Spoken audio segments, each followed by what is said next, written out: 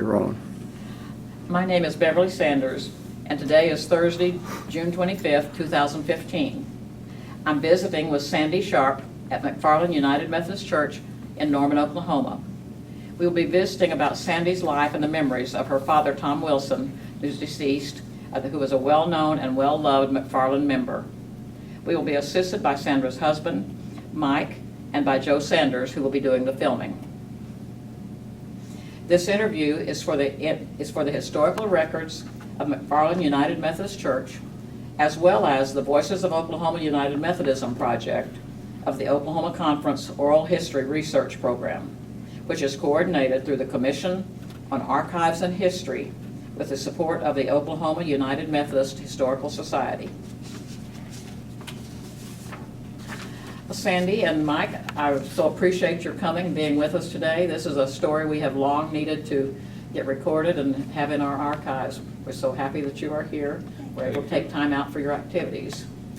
So Sandy, would you please introduce yourself and tell us a little bit about yourself and your family, your childhood years, and all of those things that identify you as you grew up here in Norman. Sure.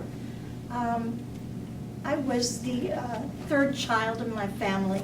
I had a brother who was 14 years older than I. His name was Jack.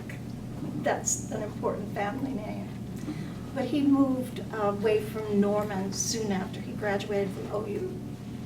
And I don't remember his year of graduation, but he started to OU the same year I started first grade. So that pretty well defines the difference in age. Quite a span. Yes, indeed. And my sister Margaret, Marty, as we all called her, was 12 years older than I. And she married Charles Richardson when I was 8 years old. So Marty and Charlie lived here in Norman for several years after they were married, and then started moving to other communities as Charlie was transferred in his position of Methodist pastor. And when they were first married, he was stationed or assigned to a church here in Norman. Yes, Goodrich. Mm-hmm. And at that time, it was a little white church over off Porter, is that right? It was at Porter and Rich, I believe. I think so too. And then he was the pastor when the newer Goodrich Church was built, which is up on Robinson. He was pastor that was yes, built. Okay. He was. So, yes, and my sister had 3 children, and Jack had two young men, Mm-hmm. 2 boys, and one of them passed away just last month. Oh my goodness. Yes, David Wilson. I'm so sorry. Oh, it was so sad. He was only 53. He was what? He was 53 years old. Almost as bad as when my sister died. She was 48. When Marty died, she was 48 years old, died of a brain tumor, and she was well loved. But in speaking about my dad's life, I can honestly say that Marty's death was the most difficult thing that ever happened to him and my mother. You want to tell any more about it, or? Oh, just that they were very attentive, and I think they were able to do a lot for her emotionally when she was so sick. Oh, yes. And they were there, every day caring for her. She lived in the northwest part of Oklahoma City then. It's when they were at Grace United Methodist Church. Now, you mentioned, and you may be going to talk about this later, you mentioned that you went to Wilson School. Mm-hmm. Did you live right close by there? Yes, we lived, Wilson School is on Rich Street, Rich and Peters. Right. And we lived at 113 West Rich. Say that again, what was it? 113 West Rich. Okay. Is where we lived. So you were very close to my Very to my close, aunt. yes. Okay. And I could walk to school every day. It was great. And that was the house you lived in the whole time that you were in Mhm. Norman, and that was where he was still living when he died? That's right. Okay. That's right. In fact, Mike and I had moved back in with him Okay.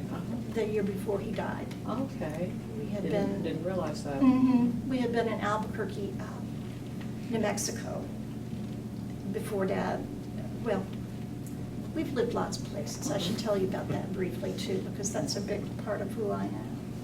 But Mike's been a regular nomad, my husband and I, and after we graduated from OU,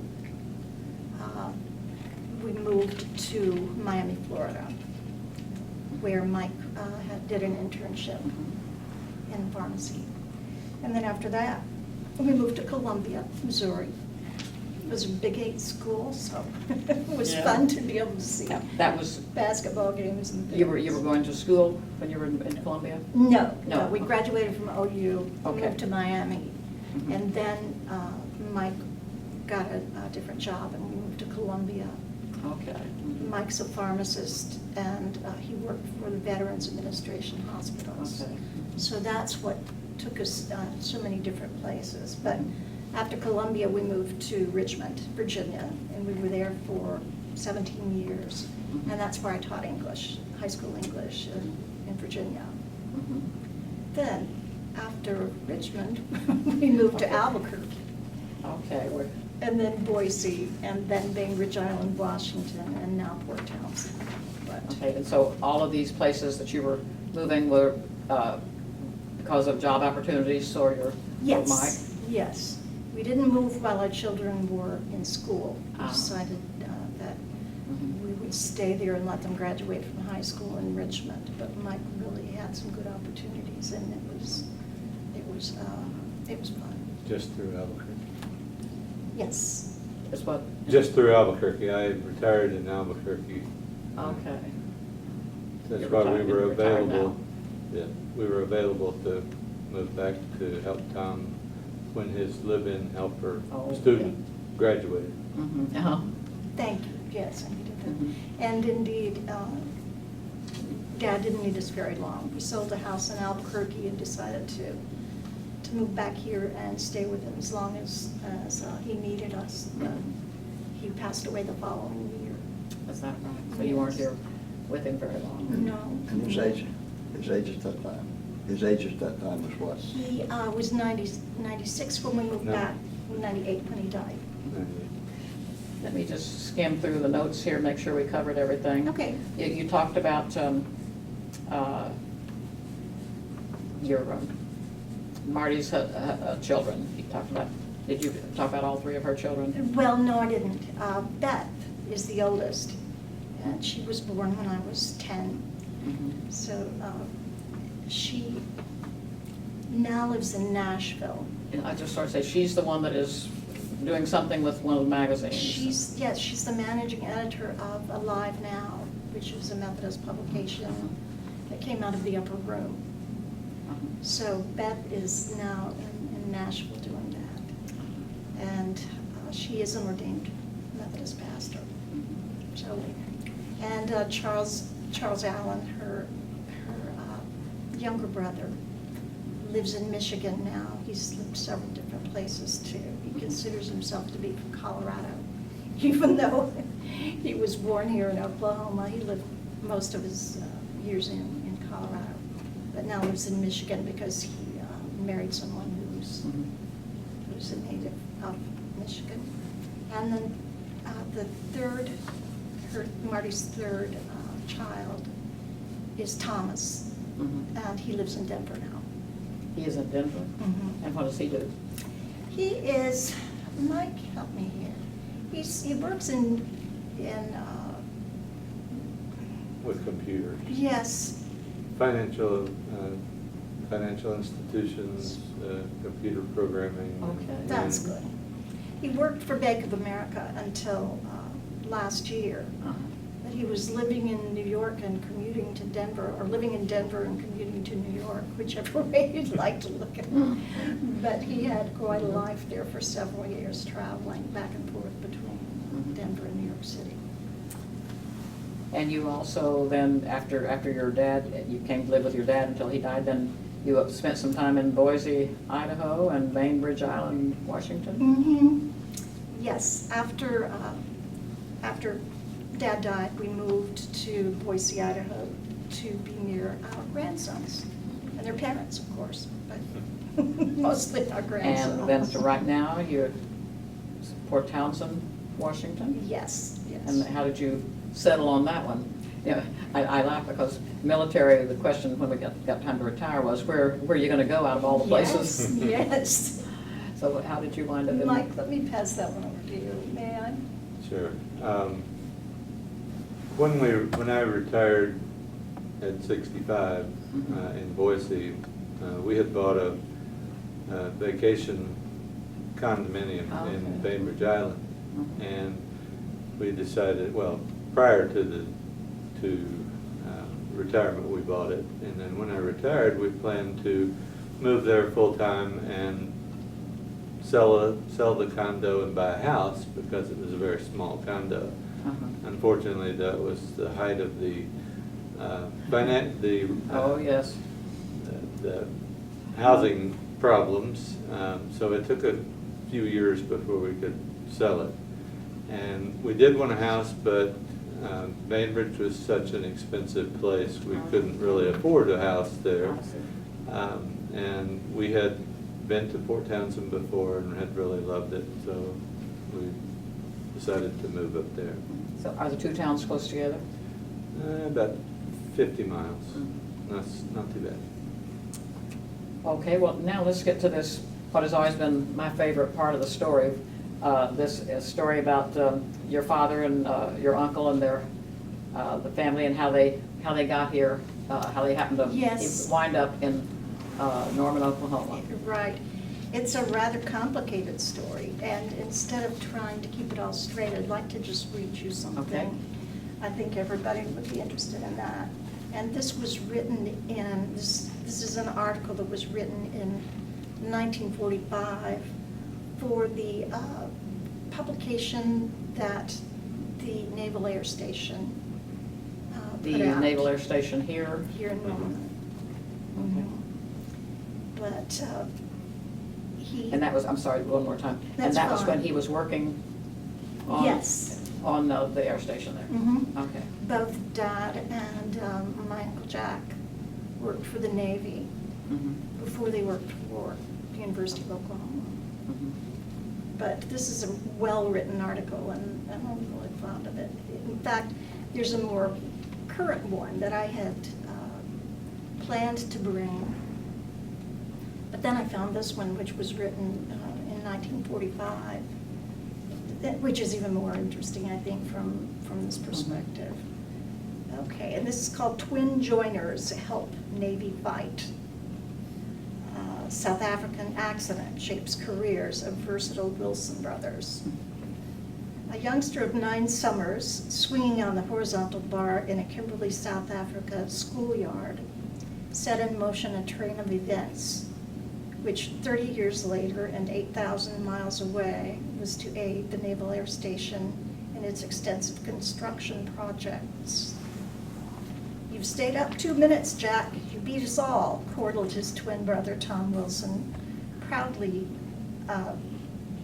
congratulating his brother. And Jack swung far out on the bar, but momentum of the outward glide loosened his grip on the bar, and he fell to the ground and shattered his elbow. So the father at that time said that he would do anything to fix that arm because the doctors there in South Africa wanted to amputate it. Remember, this is 1911, and so there were few options for them. "No, you won't," old Jack said. "I'm raising my boys for millwrights, and already they can turn a better molding than half the lads on my crew." So at that time, he said there's nothing else to do, and if they decided if they could take Uncle Jack to London, there was a surgeon there who would be able to do the necessary surgery. So they went there, and indeed, he was able to get the surgery that he needed to save his arm. A month later, he herded his little family, the twins and their small sister, aboard the British liner Balmoral Castle from Cape Town to Liverpool. So that I skipped over that little paragraph because I started talking instead of reading.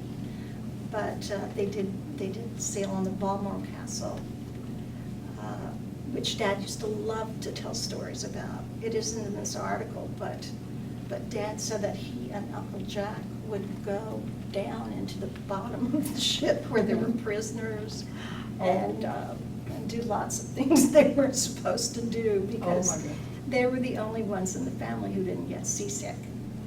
So, so these two 10-year-old twins had their run of a lot of things that they probably should have stayed away from. And so it was a ship that was being used to transport prisoners, Yes. and the prisoners were going. Well, let me read on. Okay. I'll try to If there's stick more with of that, I'm this. sorry. I'll try to stick with this. Dad had said that Ireland was just a beautiful place. The ship carrying the first gold bullion out of South Africa since the start of World War a year before, up to the African coastline, alert for German subs. 5 times on the 17-day trip, General Porter sent the frightened passengers tumbling into their life jackets. And that was the voyage from Cape Town to London. And in London, they did see the surgeon. I already said that. But Dad's mother, the twins' mother, Margaret, found herself very close to home at that point because she was Irish. So after London, they decided that they would go to Ireland because they were so close relatively from where they had been. So they went to Ireland, home for the first time in 25 years. Mrs. Wilson longed to visit her mother at Scariff, Ireland, before returning to the Cape. 8 months the family spent there. The children entered school, and Dad Wilson found ready work at his trade. Before the Wilsons got out their Irish visit, the British government banned all the military travel back to South Africa. It was then that their father, Jack, began looking around for a way to get them to this country, because all the ship traffic was banned. They could not go back to Cape Town from Ireland. So they were, before the Wilsons did that, they were with Margaret's family. Couldn't get back to South Africa. So they decided, we'll visit my sister at Lawton, Oklahoma. Oh.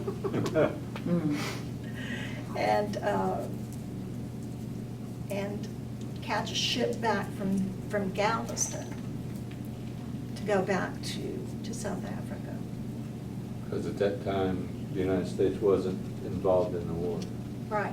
Okay, now, this would be World War I at that time. One. Correct. And this is what, about 1912, thereabouts? Yes, yes. So they got their tickets. The next day found the father in the Belfast office of an American steamship line, peeling off £5 notes for family passage on the Lusitania, due next week at from the visit from New York City, the ill-fated trip. So they were waiting for the Lusitania when it went down. There were more weeks of waiting until the Wilsons finally booked passage on the Philadelphia for the 7-day trip to America. They had been in America only a few months when President Wilson invoked his policy strict neutrality that made it impossible for them to return home. Yes, and so that's when American entry into the war happened very quickly after that. Did you ever say in here, did the brother, or did Jack get his, did they get his, or were they able to get his elbow fixed? In London. So London to, and then they decided to go visit family in Ireland, and then when they couldn't get back to South Africa from there, they came to visit I see. an aunt who lived near Lawton. And she was in Lawton. I'm not sure why she was in Lawton. I guess that would be another long story. I'm sure.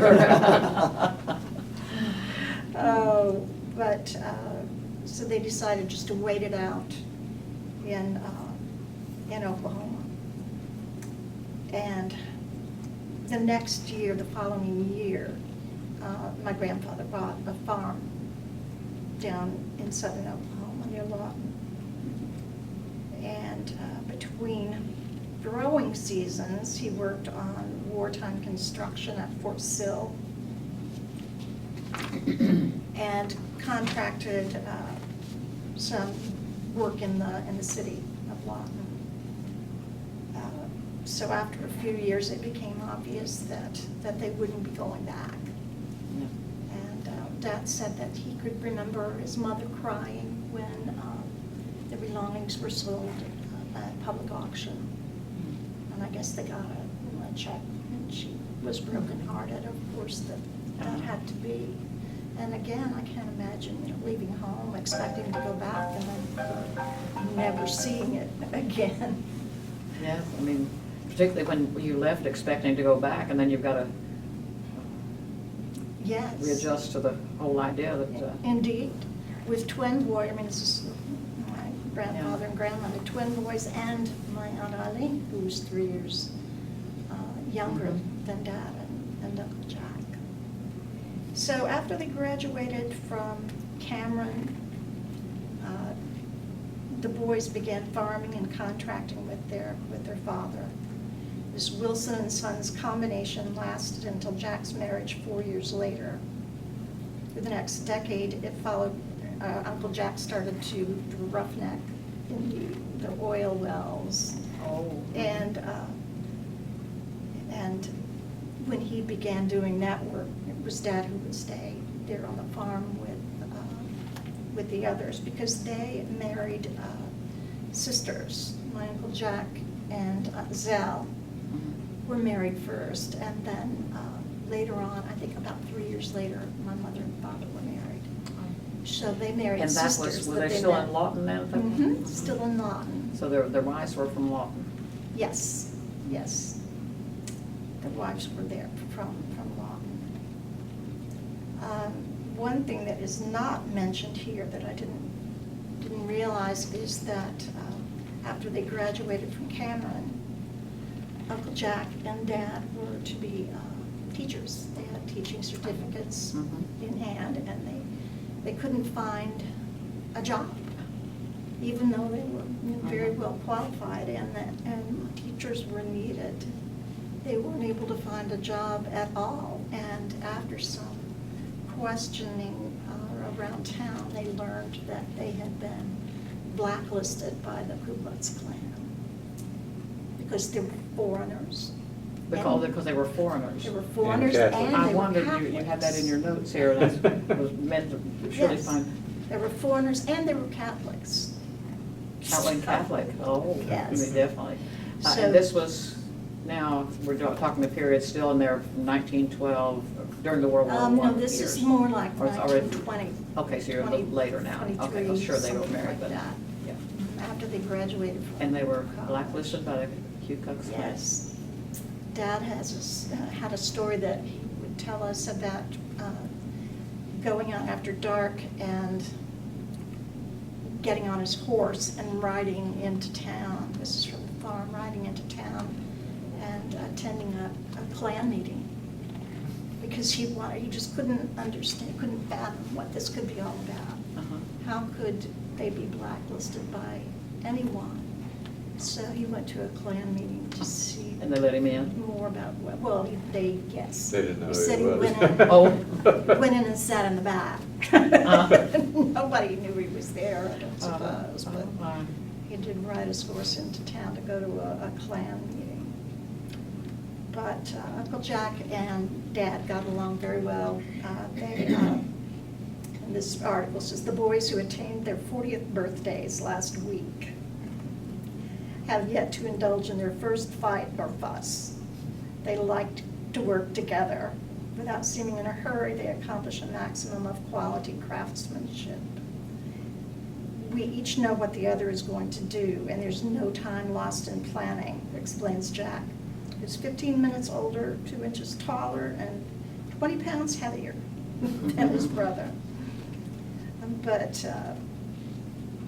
they did get along extremely well. I can't remember them ever being angry with each other. When possible, and I didn't know this, when possible, they dress alike, relish the same foods, and prefer the same friends, but they're not dependent on each other's companionship, and both are good fellows in any circle, neither smokes nor drinks. Both worked 10 months for contractors who built the Naval Air Station before civil service assignment here in Norman. September 8th, 1943. Classified as top scale joiners, senior carpenters. After the war, Tom and Jack hoped to do contracting in the Norman vicinity, where they both own homes purchased last year, that would be 1944. With an eye on university education for the third generation of Wilsons. So that's what happened. Marty and Jack and I all went to school at OU.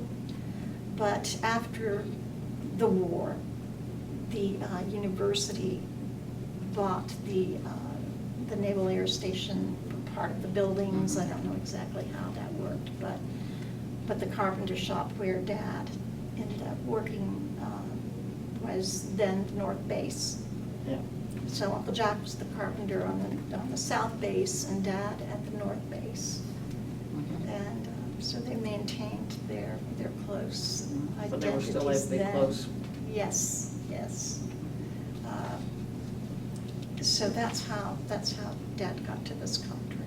You mentioned that his brother had worked in the oil field. Wasn't your dad also working in the sense that he was driving a truck full of nitroglycerin? Oh, yes. Mike, can you remember that story? Yeah, he told that story as we were driving across the Oklahoma Panhandle, coming back from Colorado. Said he was driving a truckload of dynamite or blasting caps or something, and picked up a hitchhiker. Oh, no. And the guy was, riding along, and he said, "By the way, what are you hauling here?" And then Tom said, "Dynamite." He said the guy opened the door and jumped out while they were still moving. Oh, no. Oh, my goodness. Oh, my. But yes, I think he took lots of jobs during those years because the farm was just such hard work. Dad, well, not only hard work, the land was dry. We were just before the Dust Bowl years. And they were trying to farm in southern Oklahoma. But my grandfather used to say that they should give the land back to the Indians. He said they should give it back to the Indians because it was... It was so bad. Oh. It was terrible. Who would want that kind of land for farming? Because I'm sure that he was used to lush green surroundings when they were in South Africa. I guess my grandmother and grandfather had gardens there, but they hadn't seen anything like southern Oklahoma when it came to trying to grow plants just before the Dust Bowl. And so his brother Jack then is Mary's father. That's right. Okay. Mary's father is Jack. And also, I have a cousin Linda, Oh, was- yes, I know it was Linda. Jack's, yes. Okay. They moved to, came to Norman, when, in 1942, or before that?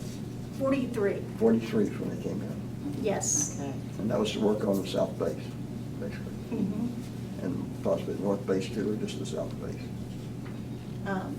I'm sorry, I didn't quite get that part. Well, yeah, did they work just on the south base? That's what the letter implied.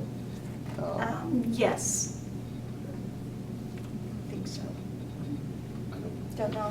Okay, I Okay. thought you might remember something there. No. I'm not sure, if the south base was always the Navy base. I'm not sure of what the north base was. If It was the Naval Air It was- Technical it was Training also- Center. Okay, so it Okay. was. So you may have I worked on guess so, both of that them. would, the airport being still there, that would figure. That's where The Max Westheimer, yeah. that's where Yes. the airport came from. Very strange place to have two Navy bases Okay. Yeah. in the middle of Oklahoma. Yeah, they used to open up the bases 1 or 2 days out of the year for the local children to, of course, I guess you were here, but, no, you weren't. Yes, I was. Well- But they would open it and we could go in and they taught swimming lessons to the local kids and I guess they were training there. Oh, they And, did then we got to tour the base and see the planes and that sort of thing at the north base. I don't ever remember getting onto the south base, so. Okay.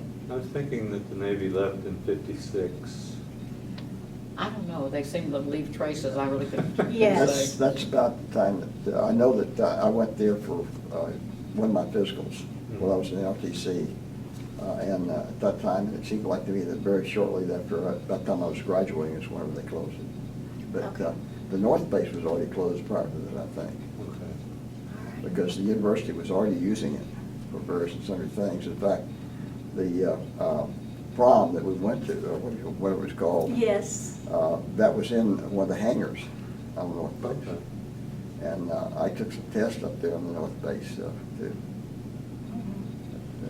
Well, I went to kindergarten on the North Base. Really? Uh-huh. Yes, after the university So, but had that. That was after most of it was turned over to Norman. Well, I went to kindergarten in 51, This one? in 1951. 51. Is when I went to kindergarten, yes. But I too learned to swim there in the North Base pool. So I remember how deep it was, because it really wasn't Yes. made for children. It was made for grown-ups. Mhm. And I remember it was so scary because, we were little, pretty little at the time. Yes, one of my earliest memories is sitting on Dad's chest while he floated on his back. He could float on his back for the Mhm. longest time.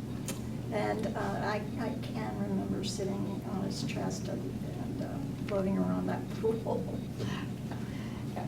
Now, you say here that you have a column by Charles Richardson about your dad. Yes. That you were going to That read. too, that one was going to be trying to tell you more about Dad's. Do you want it here, or do you want something later on? This would be a good time. Okay. Well, it would be, but it does mention the Harry Denman Award, Okay.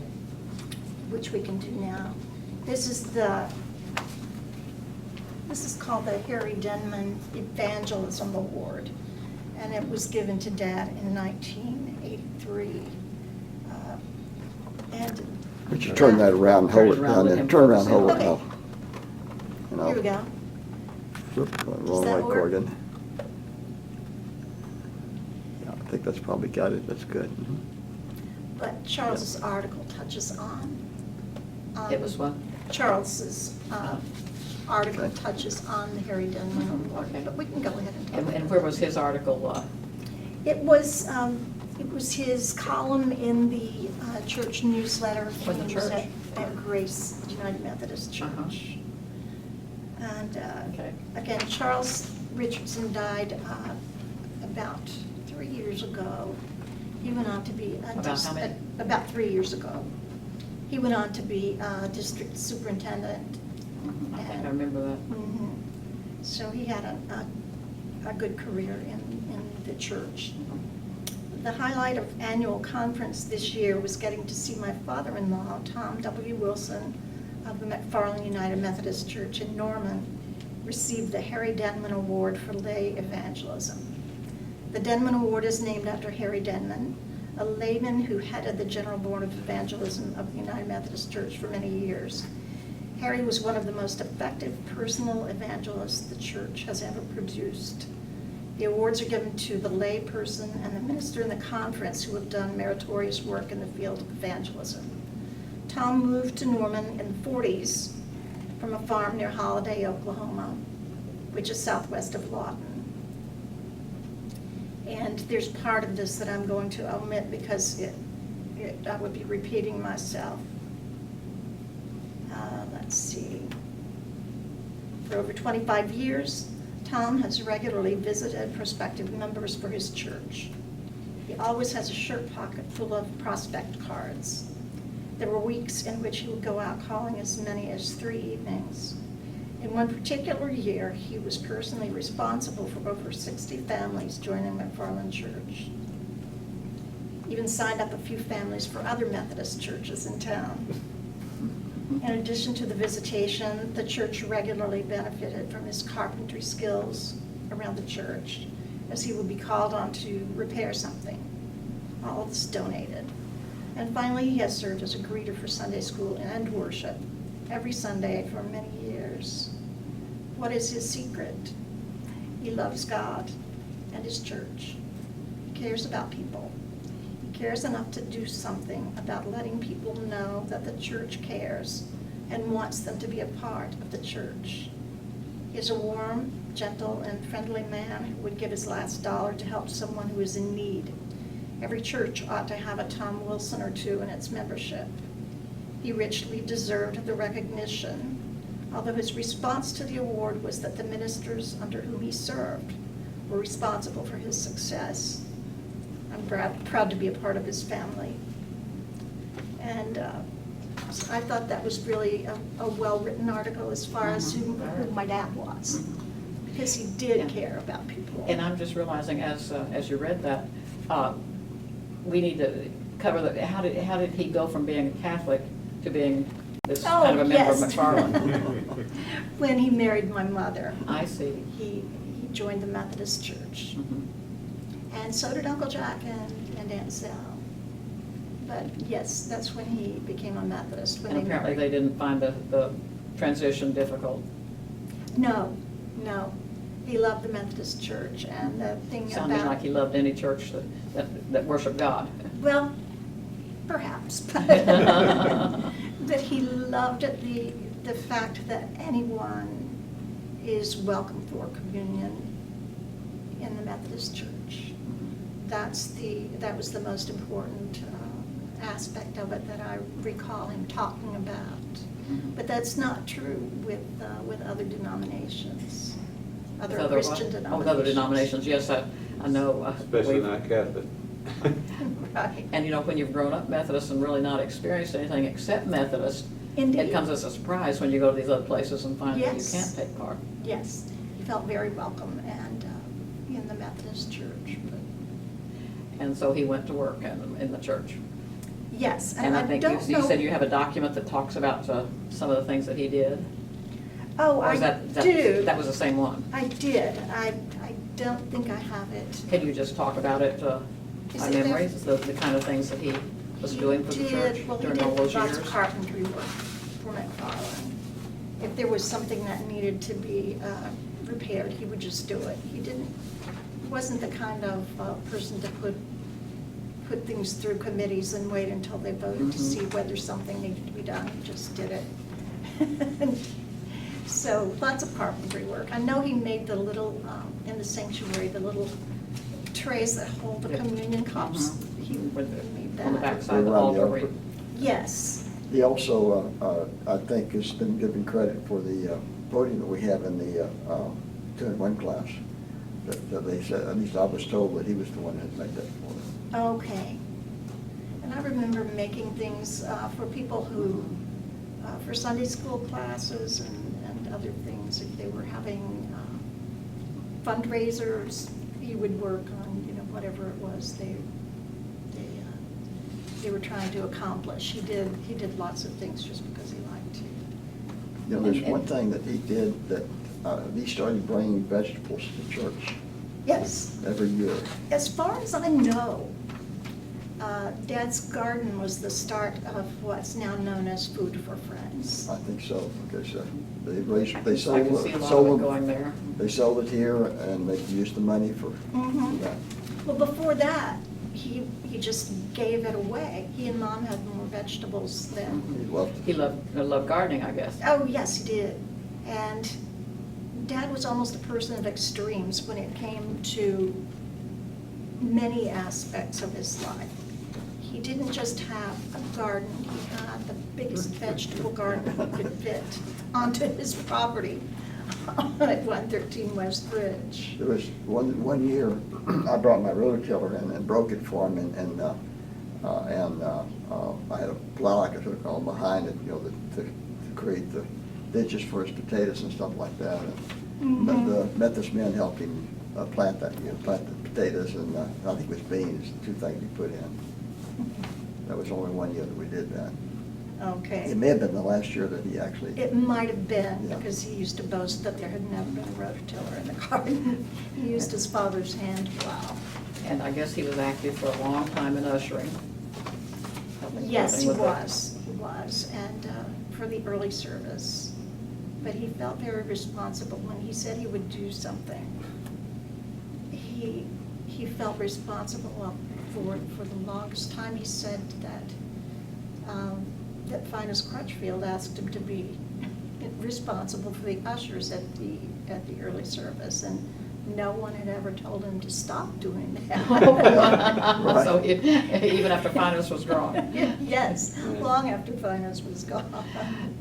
And of course, for an awful lot of McFarlin people, the best memory of it is him being there and take all the ladies' hands and kiss their hands. Yes. And oh, what a lovely frock you're wearing today. Yes, there was a lot of Brit left in him. Mhm. But goodness, how many years do you suppose he was the greeter? He was greeter up until about a year or two before he died. Yes, I well, I think think probably as long as he could stand for that. as long as he could go to He church. didn't necessarily go down with the place, but he was there at that morning, Mhm. Yeah, it was always so nice to be greeted by him. Oh, he loved that. And he loved Easter Sunday, when the little girls were showing off Oh, yes. their Easter dresses and hats and Yeah, whatever. I really thought about it after it was already too late. I wanted, with one of our church directories, the introductory picture in it is him there. Yes. With his bulletins and greeting at the door. I think, didn't he standing there with his hand like this or something? I think you're right, I remember that too. One of the church directories. Mhm. But let's see, so you have that now I with the. did find it, and I some don't know comments who about put the- this together, but this is a list of accomplishments by Tom Wilson at his church.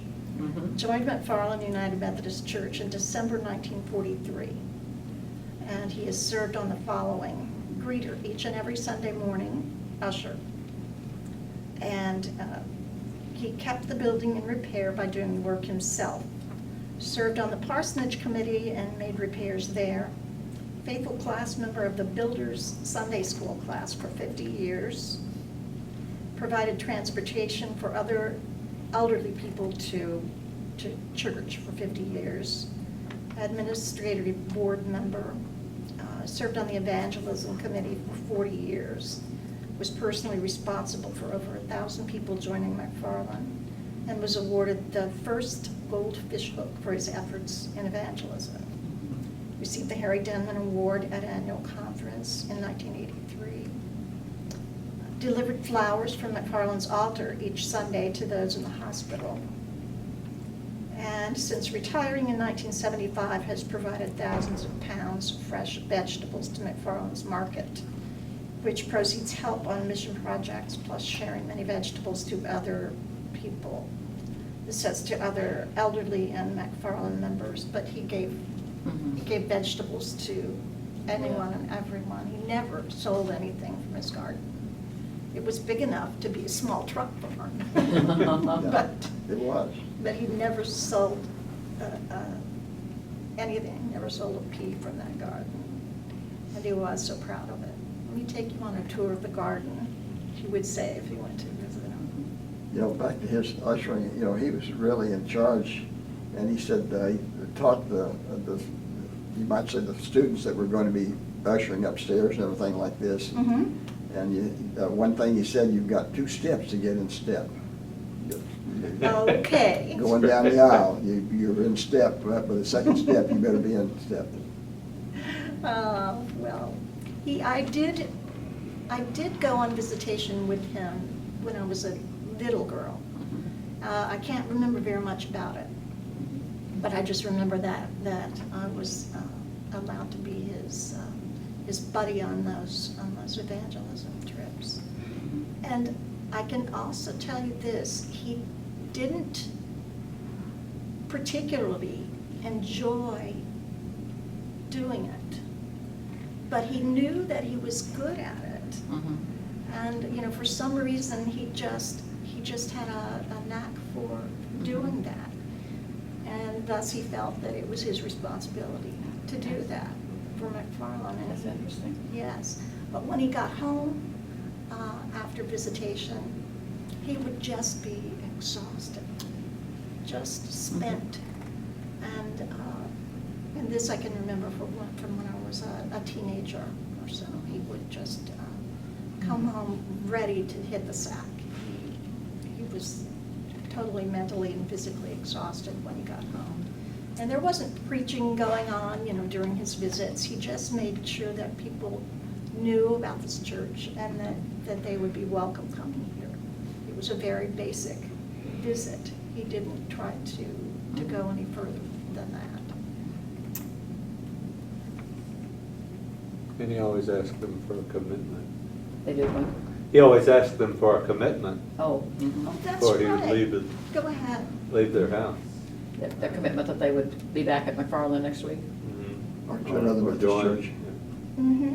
He said he had said that he liked to go out by himself instead of with another man or woman Uh-huh. because of that reason. He said so many people go out, but they don't follow through with handing them a commitment card and saying, "Will you please come back?" Hmm. And that's interesting that he preferred to be by himself. So many Yes. people, you think, want somebody else just kind of to boost their Mhm. confidence a little bit. Right. As far as I know, I was his only partner. He said that he didn't like going out with other people because they would start talking about football or something else and take the conversation away Mhm. from what he wanted to talk about. Uh-huh. Well, are we ready to go? I think we've covered quite a bit of this and just talking already, so this question may be kind of redundant at this point. How would you go about giving us an idea of who Tom Wilson was if we had never met him? How would you tell us about him as a person and help us know his personality, his work ethic, and his sense of humor? And like I Yes. said, I think we've covered quite a bit of that, We but I know have. you have some specifics that you could add. And that one was hard for me to come up with a good answer because what I remember is the man who was my dad Mhm. and tucked me in every night and said prayers with me every night. Mhm. And he would bring me a glass of milk. One time he brought a glass of buttermilk instead because he thought that would be funny. So only he did had that quite a once. sense of humor. Yes, he did have a very good sense of Mhm. humor. But again, he just cared so much about us and that he would, even when he was dying, he was the one assuring me that everything was going to be all right. So I decided that because it was hard for me to come up with a good answer, I'd pass this one off to my husband. This is Mike Mhm. Sharpe. I had worked with Tom out at the main campus when he was in charge of the carpenter shop. Mhm. I would work for him on the summers and sometimes even part-time during school. But he was probably the kindest man I ever met. And his work ethic was, he would do what needed to be done, and he expected everybody else to do what needed to be done and not have to be told. And he was in charge of a lot of people, but they all respected and loved him.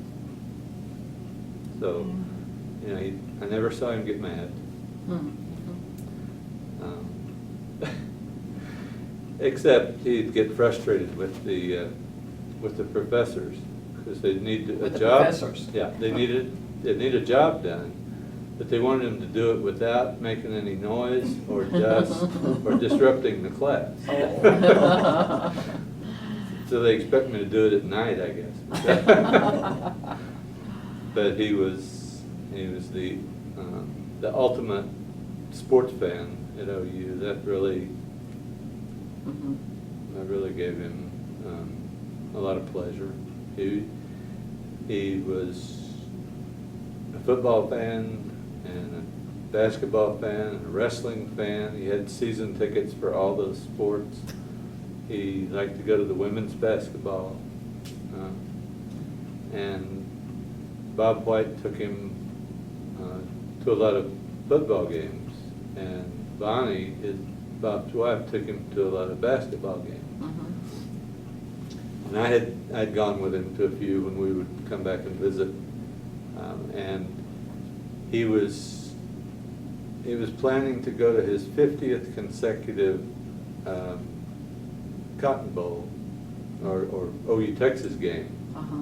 And we were living, I think, in Albuquerque, and he told me he had a ticket for me if I wanted to go. He and Bob went down on the bus, and I flew in from Albuquerque and joined him for the game.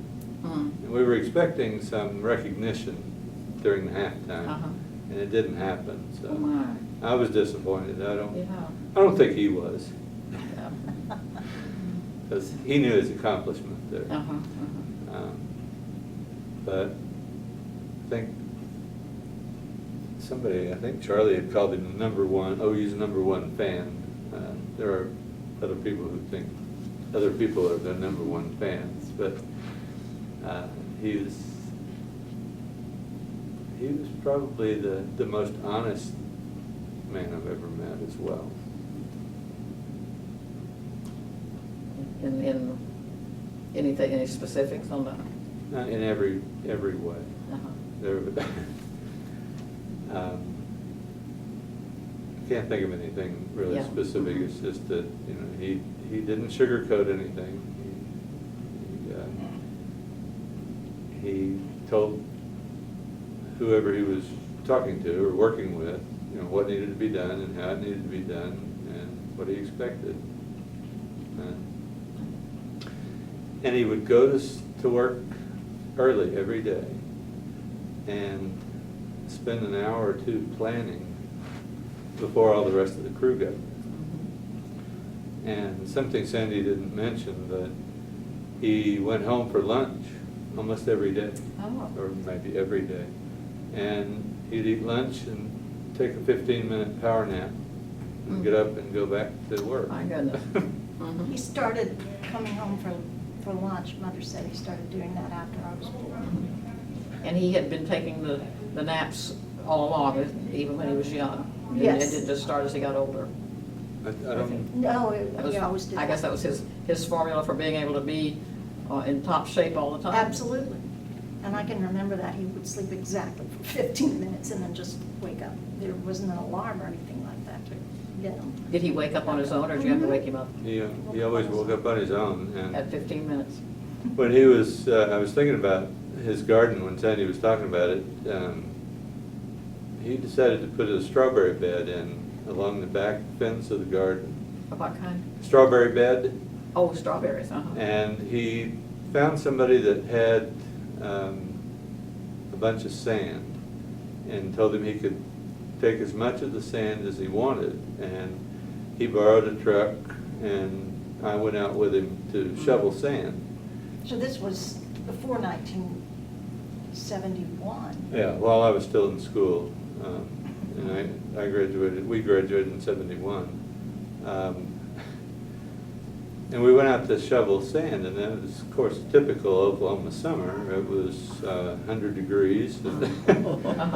And he wore me out. Oh. I said, Tom, I think we better stop and rest. He said, you go ahead and rest. I'll finish up. Oh, no. Oh, my goodness. So he worked circles around me when I was, still a teenager. Mm. Mike and I started dating when we were in high school, so we've been together for a long time. He did what? Mike and I began to date Oh, when we uh-huh. were in Norman High School. Mhm. So he'd been around, like being part of the family for a long time? Yes, Yeah. indeed. Yeah, next year's our 50th anniversary. It was what? Next year's our 50th anniversary. Oh, really? Oh, wow. Not Wow. counting the high school time. Right, not counting Not counting. the 4 years that we dated in high school. And college. And college. Well, we got married after we've been in college for, Mike 2 years, and I'd been there for Right. a year when we got married. And then Kevin was born 4 years after that, our first son. And we have a daughter as well who lives in Boise, Idaho. Yeah, in fact, I don't believe you actually told us about your own family. Maybe I didn't. But, Just back up just a minute and tell us what family you have. Well, we have a son who lives in Suquamish, Washington, Mhm. not too far from where we live, and it would be too long a story for me to start telling you too much about how he ended up in Washington, but he's the reason we fell in love with that part of the country. Mhm. And our daughter Stephanie moved to Idaho when she and her husband, Paul Aiken, moved there for Paul to be the music minister I see. at the First United Methodist Church in Boise. Any grandchildren? Yes, we have 2 grandsons. Michael just graduated from high school last month. And the younger grandson is 13, and his name's Wilson. Okay, good. Yes. Oh, let's see here. There's one thing that always impressed me with Tom. He was happy to see everybody that came. Yes. He always welcomed them and made them feel like they were part of his world. Yes, indeed, that's true. And He took a genuine interest in everyone. Yeah.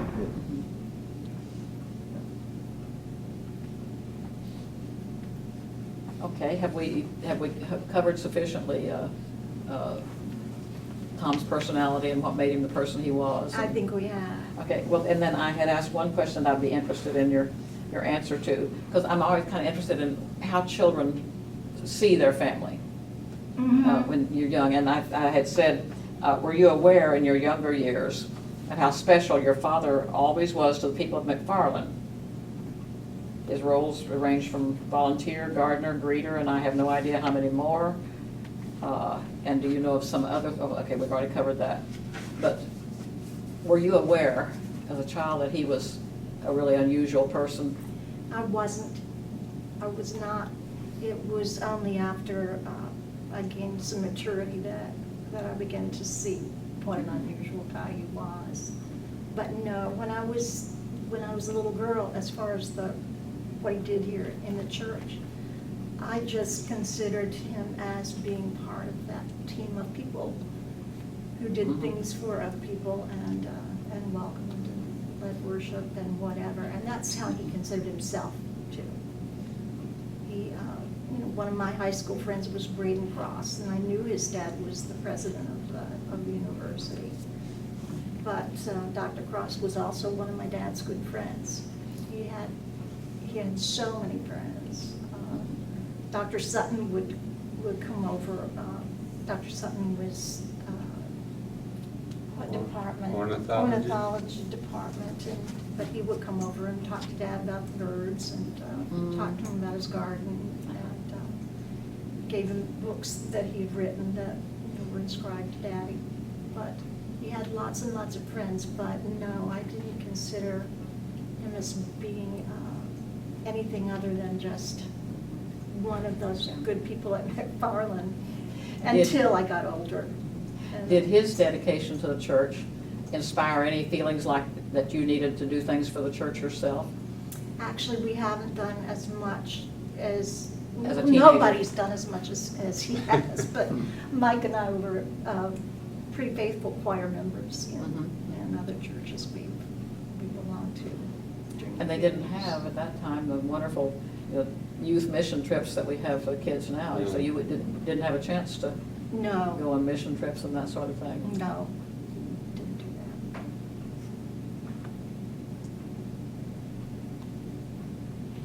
that. Okay. I think we have probably covered just about everything in our notes. Do you think of anything, either of you, anything that we should mention about Tom that we haven't? I really can't. After my mother died, Dad was just devastated and didn't know what was going to become of him because he didn't have my mom anymore. When you've been, how long were they married? They were married for 65 years. I think. 65? I think so. So, Well, not quite, almost that long. But after Mother died, Dad arranged for my Aunt Eileen to move into his house. And each of those people considered themselves to be taking care of the other one. So it was a really special relationship that he had late in his life with Aunt Eileen moving into the house. She died a few years before he did. I see. And his brother, Jack, how long did he live? Uncle Jack died when he was 62. When he was what? 62. 62? Yes. Oh, my. So he'd been gone a long time. Dad didn't retire from the university until he was 70. Is that right? mandatory It was retirement. mandatory. And He wouldn't have retired them if they hadn't made it. Is that Right. right? Mhm. But Uncle Jack died, Uncle Jack retired from the university when he was 60. And he died 2 years later. So that's another thing, Dad, considered himself to be just ahead of the Grim Reaper. All those years after Uncle Jack was gone, because he was his twin. So Dad's answer was hard work. You worked hard in the garden, you worked hard here, you worked. Said he was afraid, he was afraid if he slowed down, he'd die. Really? Mhm. And he called his garden his fitness center. Yes, he did. Mhm.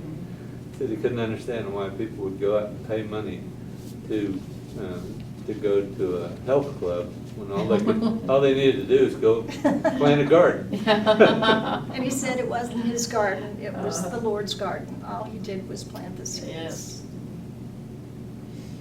Well, you think of anything else, Joe? That's pretty much the way that I remember Tom. Pretty much what you remember. Well, it just sounds to me, I think every church needs a Tom Wilson. Oh, yes. When you think of him being really the backbone of this place for so long. Well, it's certainly been a pleasure to talk about him with you today. And I certainly do appreciate your taking the time out, and this has been a wonderful conversation. I've learned so much Oh, that I good. didn't know. I've gotten to clarify a lot of things that I was always confused on. Thank you. So thank you so much for coming. Thank you. Thank you, Joe.